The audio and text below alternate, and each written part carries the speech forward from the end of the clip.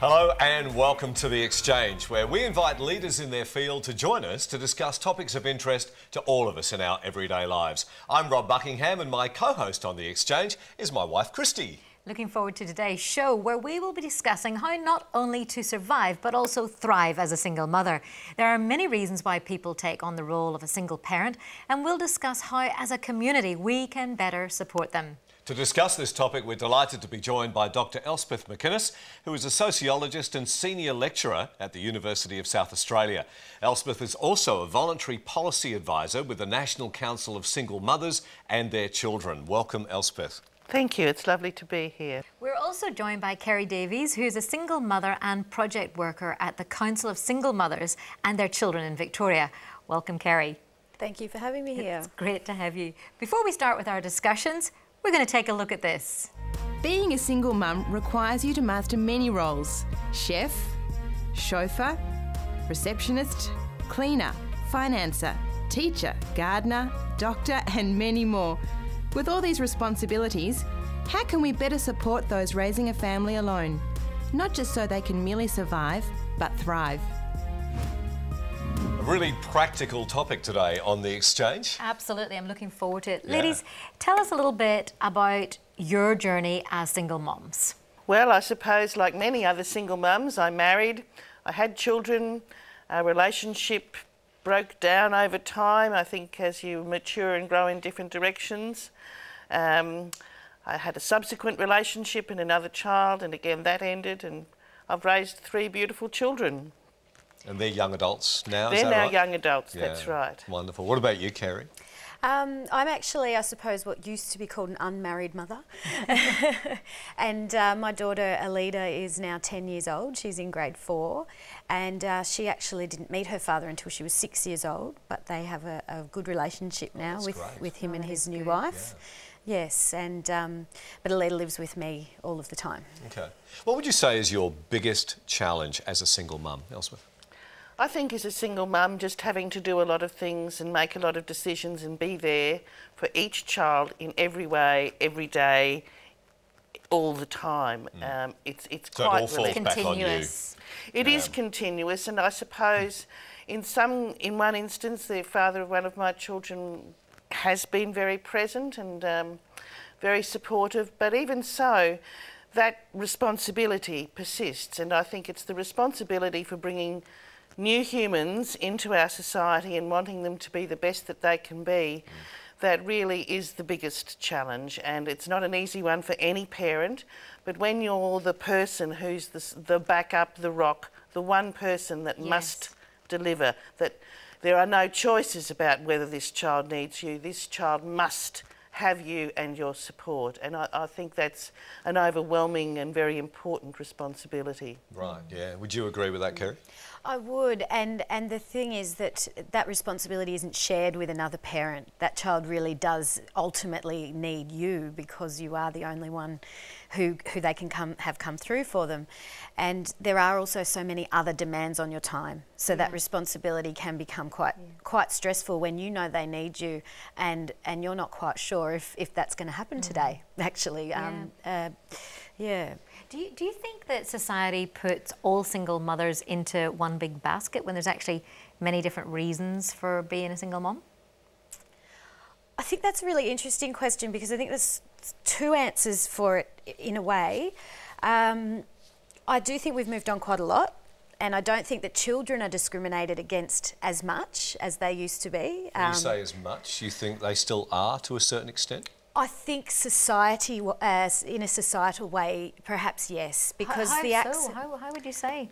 If the pressure on their mother isn't sort of understood and supported, like you're trying to sort of introduce with this program here, then that can really affect their access to their community, to school, to the fundamental things like education and having that really good broader community upbringing as well, because if someone is struggling financially and they can't sort of keep up with the things that are needed for school or for the extra activities that help so much with social development and being a real part of your community, then in that way, yes, those children are still being discriminated against, I suppose, by their mother not receiving the support that she needs. Yeah, Elspeth, you're sitting there nodding your agreement. Yes, well, I remember having to decide which child would be able to enrol in after-school sport and having to ration that because there wasn't the money to enrol all children, pay all those insurance fees, all of those uniform costs and be actually able to attend each child's commitments. So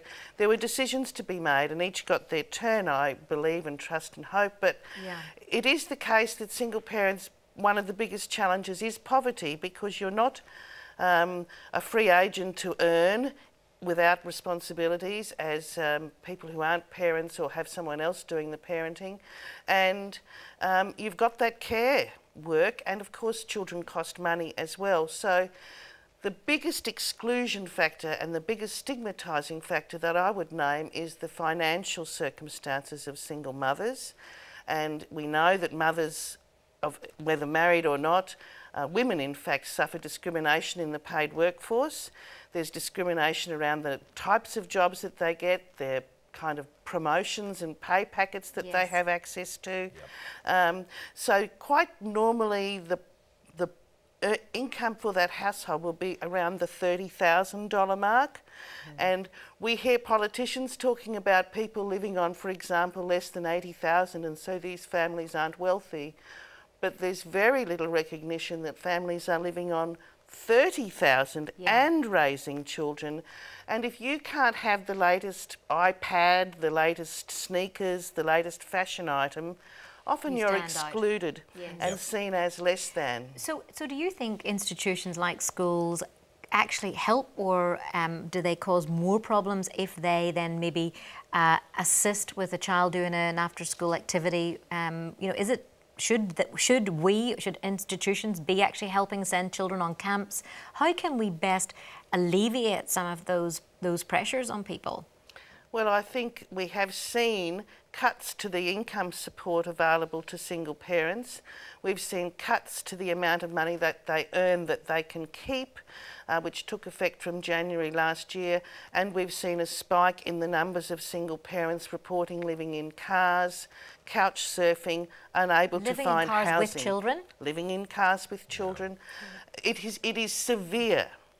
And there is minimal recognition of the severity of the poverty circumstances that are forced onto single parents. Of course, some have well-paying jobs, but it is not the common outcome. It's not the everyday outcome for women. And if you haven't got those university degrees and those well-paid professional jobs, which if you've taken a break from the paid workforce to have your children, you will not, then it's very, very, very difficult to just meet basic costs of living, running a car, having a house. Kerry? Well, for instance, your mention of those kinds of supports that schools can offer for activities and things. Just now in Victoria, unfortunately, the government has decided to scrap any of those supports that they used to have as of next year, completely. Last year they scrapped the portion that went to the schools. They used to pay a portion to the parents and to the school. And unfortunately they're scrapping the portion to the parents now as well next year. Now those things were earmarked to pay for things like the real basics like the school books and such things, but also a lot of schools allowed people to sign over their own portion as well and then they could go on all the excursions, for instance, so they weren't missing out in that way. So while we need to be doing more, we're actually in a sort of a political climate, unfortunately, that for the last few years federally and in the state has been taking with the few things like that did exist. You know, so I'm not exactly sure what to suggest people do about that besides write to their local member and tell them it's not good enough. So how do you tell the child they're not going on the excursion? It's devastating. It is. Do you have any statistics on the number of people? You mentioned, you know, families living in cars and all of that sort of thing. Are we aware of any stats on the number of people? Well, I haven't got the figures at my fingertips, but what I can tell you is that the face of homelessness in Australia today is mothers and children. Normally they're leaving domestic violence, but increasingly they're economic refugees also. Rents are very tight, rents are very high. As we've had the costs of housing go up, of course, investment property owners are wanting to get those rents back. So finding affordable rent often means living in pretty undesirable neighbourhoods with low income. So we know that the problem is big, and it's gotten bigger since the cuts to income support. And all politicians have talk about homelessness as a rising issue. We know it went up under the last government, and we haven't seen anything from this current government to say that homelessness will be a priority.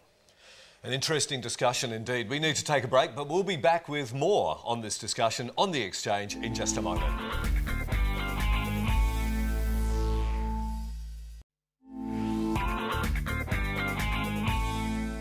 Welcome back to The Exchange. We're having an interesting discussion with Elspeth McInnes and Kerry Davies about single parenting. Tell us a little bit about how we can best support a single mum. I think one way is being a good neighbour. And what does that look like, being a good neighbour? Well, because you're on your own, when crises happen at home and you're at work, or your child comes home from school and there's a problem of some sort and you're not there, it's wonderful to have somebody safe, known, who is able to just step in and say, look after your child for those couple of hours till you get home, or feed the cat if you've gone to the beach for the weekend, or, you know, find a way to solve a problem that you don't understand or you don't have the resources to solve. So it's about just being available, reliable, safe and friendly. I think that makes the world of difference, because a neighbour can, you know, fill in a lot of the places and spaces that the absence of a partner makes difficult. It's like what we were saying, it takes a community, like in our Indigenous people, how they grow up each other's children, and, you know, it's maybe just being a bit more aware of that. It's about a community raising a child, isn't it? Kerry, would you add anything to that?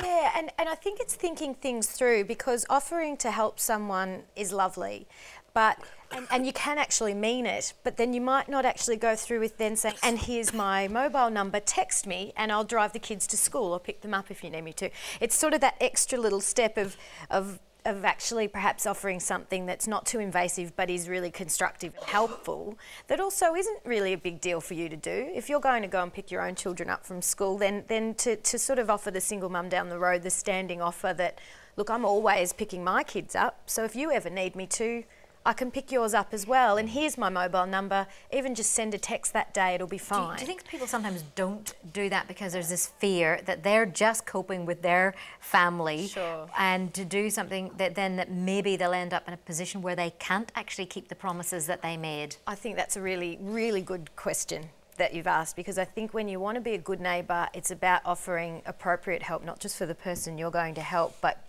you're not going to help them if you then put yourself and them in this trap that it's not going to work out.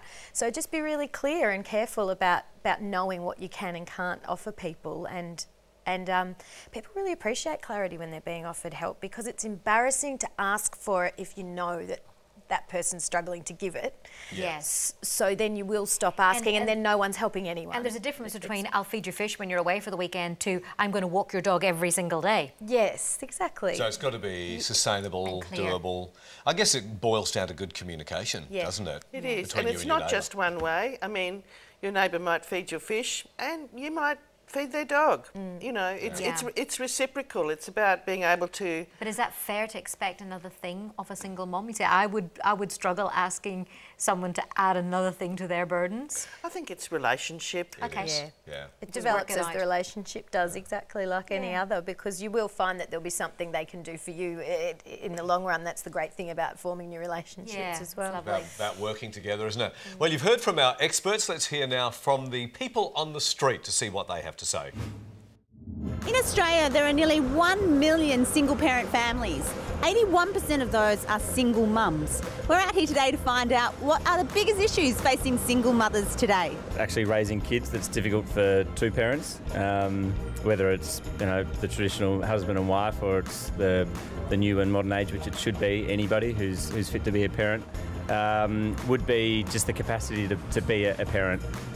You rely so much on your friends, family or your partner, so if you're doing it by yourself, that's tough enough. Income, I'd say for sure, yeah. trying to work full time and support a kid, I would imagine. Just the busy lifestyle and trying to balance work as well as spending time with the kids. Yeah. Trying to give their kids the best chance and being both parents at the same time. Probably support, I guess. The ability to look after their children and still earn an income. I would probably say that it's income. Probably supporting a kid, like having enough money. I think that'd probably be really difficult. I've got a few friends who have just a single mum and she's always working like more than one job and all that stuff, so it seems really difficult. And how do you see us being able to support single parents? I think acceptance in the community, accepting that whether it's your neighbour, to offer a hand. It's expensive to live these days, and if you're providing for kids, anyone can lend a hand, whether it's with babysitting or whether it's cooking for them or having a group community function. Yeah, a bit more acceptance in the community. So love thy neighbour? Love thy neighbour. Just a lot of acceptance, like, just open-mindedness, that kind of stuff. Probably comes from funding, I guess, from the government. I don't think the community does a great deal in that support. I think we think very individualistic, as individuals, and think that if people bring this on, it's their responsibility. And yet they're our most precious resource, the children. And so I don't think the community does a great deal. No, I don't know. I don't think that there's an immediate way of fixing it. Maybe just organising more things like childcare, daycare, things so parents can work and things like that, so they can acquire the finances they need. I reckon the government should have some sort of helping thing, like some sort of organisation they can set up to help them. You can't have enough people love children, so I'd like to see better resources for childcare, better resources for supporting mothers. I think help them out any way you can, babysit. Yeah. You're offering? I am, yes. Yeah, definitely. Take note. Yeah, I'm free to babysit, yeah. Joining us now is Street Talk reporter Sandra Covello. Welcome, Sandra. Hi, how you going? You got that guy's number for babysitting? Yeah, exactly. Do you need it? I can give it to you after the show. I was quite impressed at some of their understanding. What stood out to you, Bella? Look, I think everyone got a grip of the issues, that it's obviously not easy being a single mum. Income's an issue. Being there for your kids is obviously an issue. Finding childcare, mums obviously working not just one job, potentially two jobs. I was quite surprised that people seem to have got quite a grasp that this is difficult. And I don't know how you found those responses, whether you found it that, they understand that it is difficult. I was actually really impressed. I thought that people had a good appreciation of that struggle to balance getting enough income and what your child needs. And I think what children need in their view of the world often falls off the radar, because when we put ourselves in the shoes of a child who has to get to school by 7:30, 8 o'clock in the morning to before school care so mum can go to work. They're there to after school hours care. Perhaps mum and the child get home at 6:30 in the evening. That's an awfully long day, and it's just enough time to have a little bit of a meal and maybe homework and off to bed. So children, really also make the sacrifices along with their parents around this getting of income business. It's really hard. Yeah. Kerry, did anything stand out to you in Street Talk? Yeah, well, it sort of brought me back to the question when we were talking about the stigma and everyone being put in one basket. And I think that individually, most people actually do know single mothers, and they do see that experience in the true light, like the people you interviewed saw. In a one-on-one way, people are really generous and understanding, and I do think it comes back to the problem being that societal pressure, and sort of to expand on what you said about that full working day, that then is also a full working day for those children. To me, there needs to be we need to bring back to that understanding that it's not just likely, it's actually preferable that a single parent should perhaps only work financially part-time. And if we accept that, then we perhaps do need to accept that we need to provide a government support as well. Yes, that balances that, and that needs to be adequate. And that, yes, that is less if you do have this part-time job, but it needs to be enough to live on if you haven't got employment, because single mothers can go in and out of employment for so many different reasons that are through no fault of their own. It's because of this is what the kids need right now. It can even be just the holiday care can fall through, and if you miss 2 weeks work and you don't have an understanding employer, well, you've lost that job. Yeah. And therefore you have to find another one, and what do you live on in the meantime? And yeah, but for me it's sort of philosophical. It's a real understanding of how to look after those kids properly would actually ideally be if that parent who has all that responsibility was only ever expected to work part-time at most. Yes. Yeah, sure. Some great comments. Sandra, thank you. Thank you. For popping in. We'll be back with more of The Exchange in just a moment.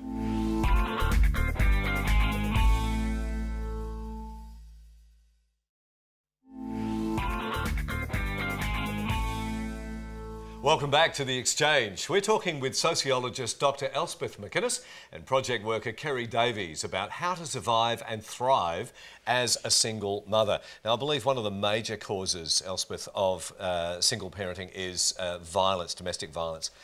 Would you like to comment about that?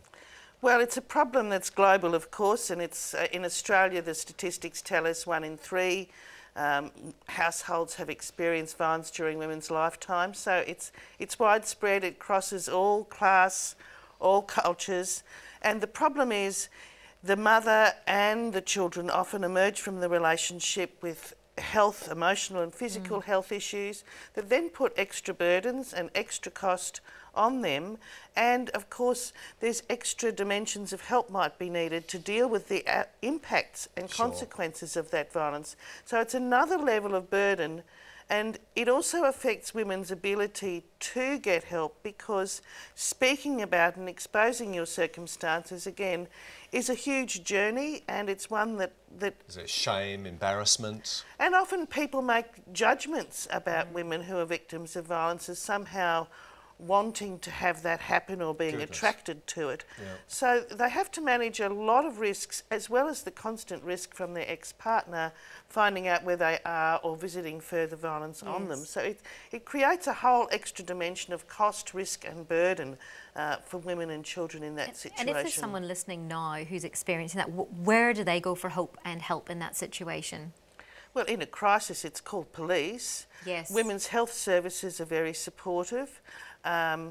Community housing, community neighbourhoods, of course the Council of Single Mothers and Their Children. These are all organisations and services that know about violence and can at least make a good referral. Right. If Lifeline is another one. So there's a number of opportunities. That's great. Kerry, what would you add to that? Well, I would add to that when violence is happening in a relationship, a lot of people do make judgments about on that woman about why wouldn't she just leave is a very common one. And unfortunately the reality is that actually a decision to leave can be the most dangerous decision a woman makes, because why is that? Well, because if that man is a violent man, then he's going to get a lot worse if she asserts some sort of independence like that and tries to leave. It can actually then, he escalates and becomes much more dangerous and much more violent because she's standing up for herself, and that makes him angry. Now we're running out of time. Just one piece of hope that you would give, or help that you would give to a single mum. Well, look, I think that things have improved a lot over the last 40 or 50 years, haven't they? Yeah, you know, absolutely. if we want to just take stock and say, where are we now in 2014 compared to where we were in the 1960s when women first started fighting for the ability to leave dangerous marriages and the ability to have some sort of pensions and funding from the government so that they could do that. We have now gotten to a point where the community does accept single parents and their children, and they, so there are, forming those individual relationships with people will probably be the biggest help to you, I think. Thank you both so much. You've been absolutely wonderful today. Please go to our website for a fact sheet as well as more information about this show, The Exchange. We look forward to seeing you next time. See you soon.